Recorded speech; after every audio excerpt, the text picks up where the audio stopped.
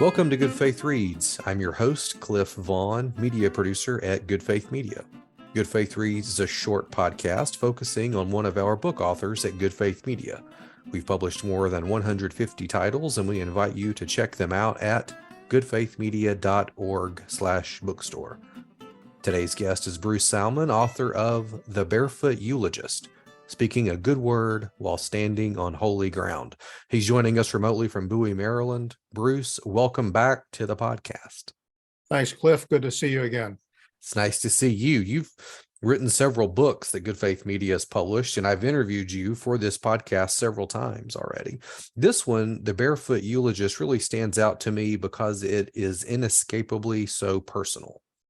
You say that being a eulogist is one of a pastor's most important ministries, and you served as a pastor at Village Baptist Church in Maryland for 33 years.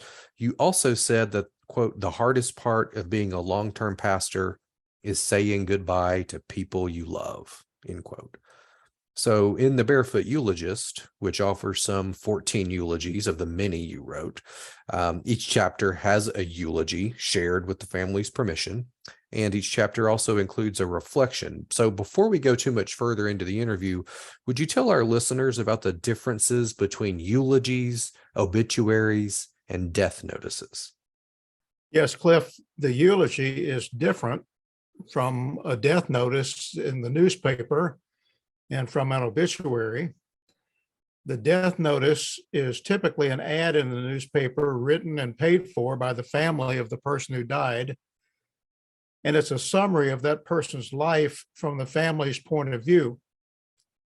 The obituary in the newspaper is typically written by a neutral observer, usually a member of the paper staff, and the focus is on some particular aspect of that person's life.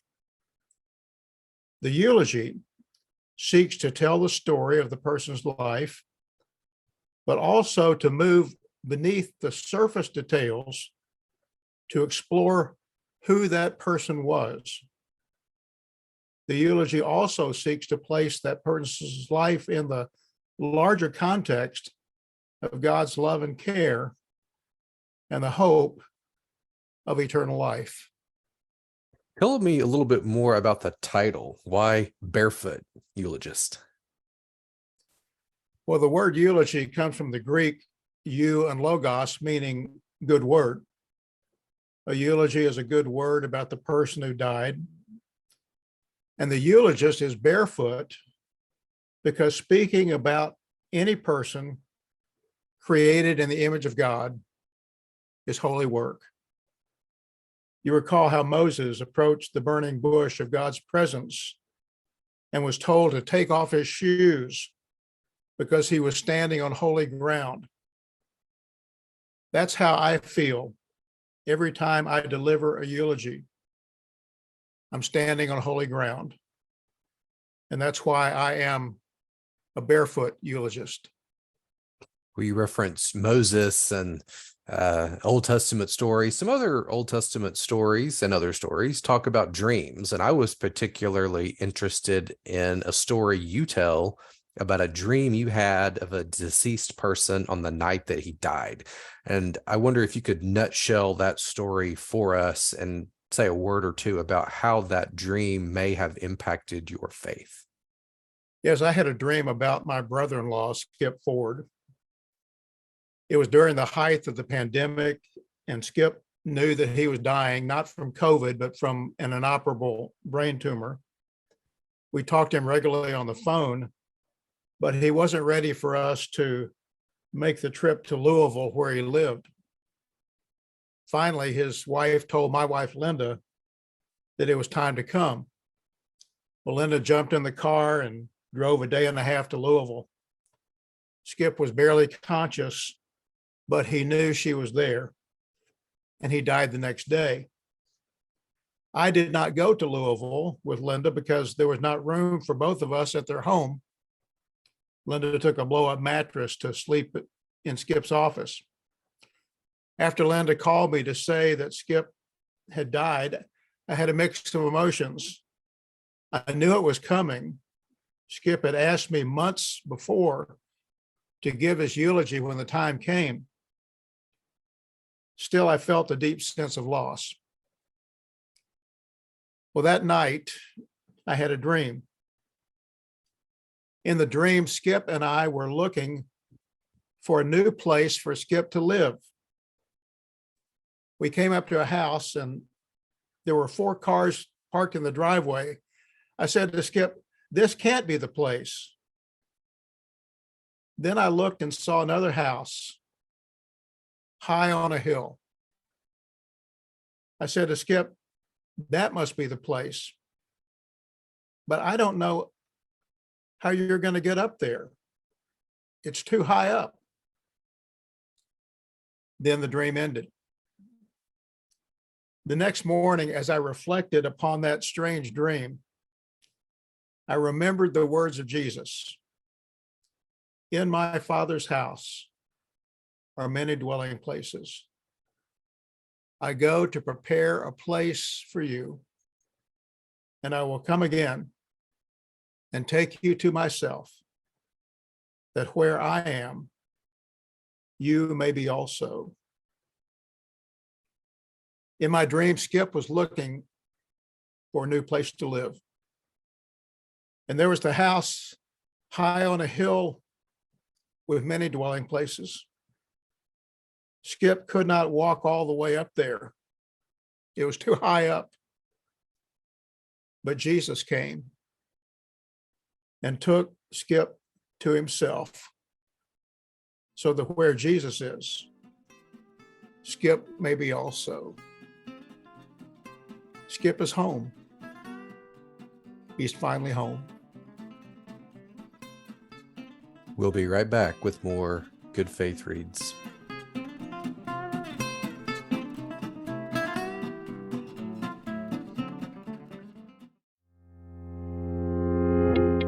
I'm Mitch Randall, CEO of Good Faith Media, and we're proud to announce a Better Way initiative. A better way. People of faith are too often cast as only narrow-minded and fundamentalist. This image is false, so let's not surrender the truth. A better way. This initiative from Good Faith Media will focus people of faith on giving voice to justice, to inclusion, to love. These values define the faith communities so many of us know. A Better Way initiative from Good Faith Media. Go to goodfaithmedia.org and click on Initiatives. There's more to tell.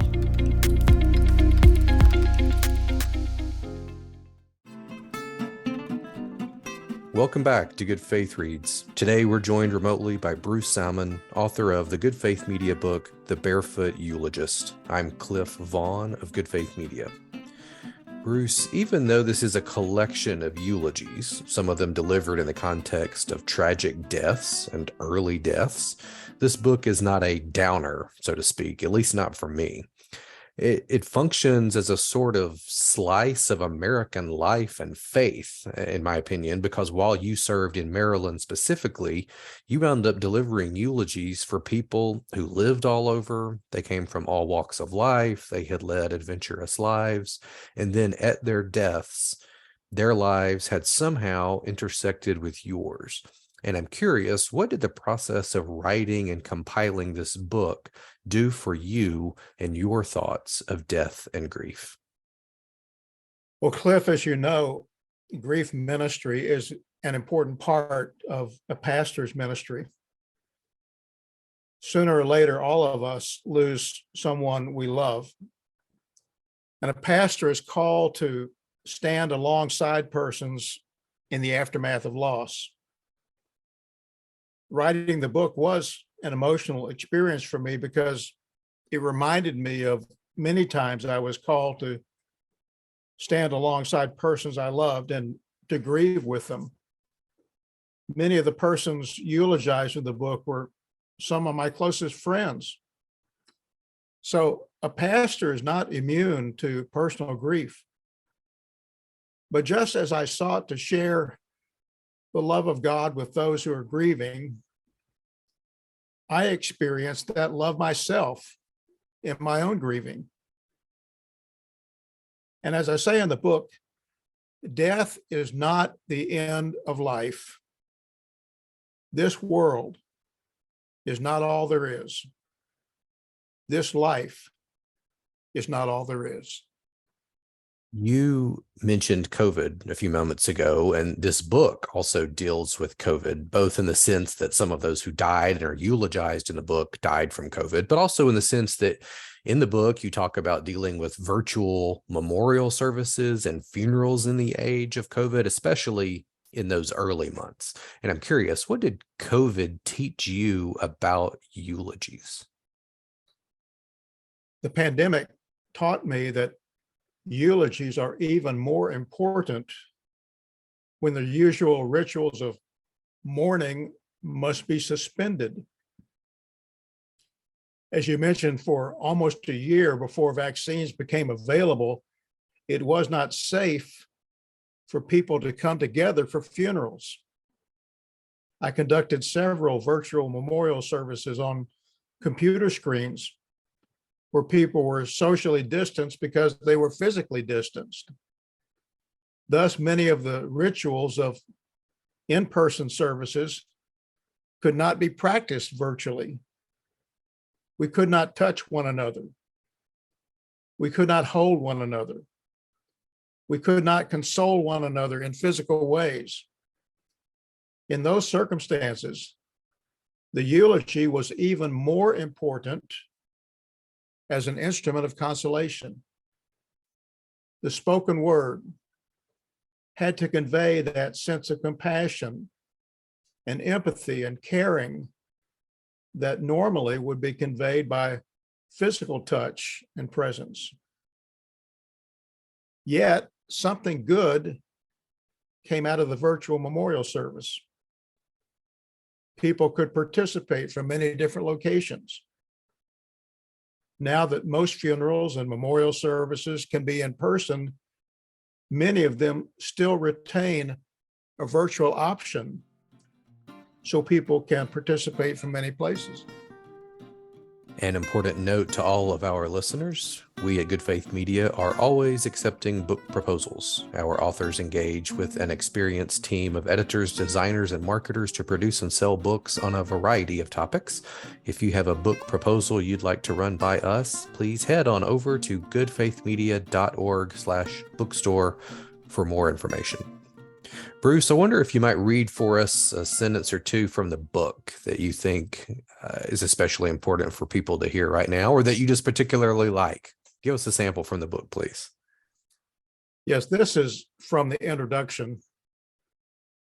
The purpose of a eulogy is at least threefold: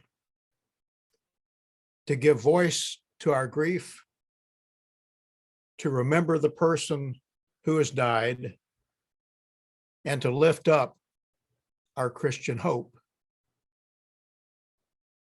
Let me conclude by reading a poem from the book, because poems can be an important part of eulogies and especially graveside committal services. I did not write this poem, but I would read it to accentuate our Christian hope. Now, this is actually a song from the musical Carousel. I'm not going to sing it, but let me read the words.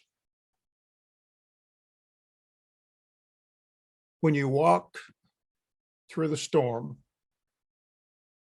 hold your head up high and don't be afraid of the dark. At the end of the storm is a golden sky and the sweet silver song of a lark. Walk on through the wind. Walk on through the rain, though your dreams be tossed and blown. Walk on with hope in your heart, and you'll never walk alone. You'll never walk alone. Our guest today on Good Faith Reads has been Bruce Salmon, author of The Barefoot Eulogist. The book, along with more than 150 other titles, is available at goodfaithmedia.org/bookstore. Bruce, it's nice to see you. Thanks again for being our guest today. Thank you, Cliff.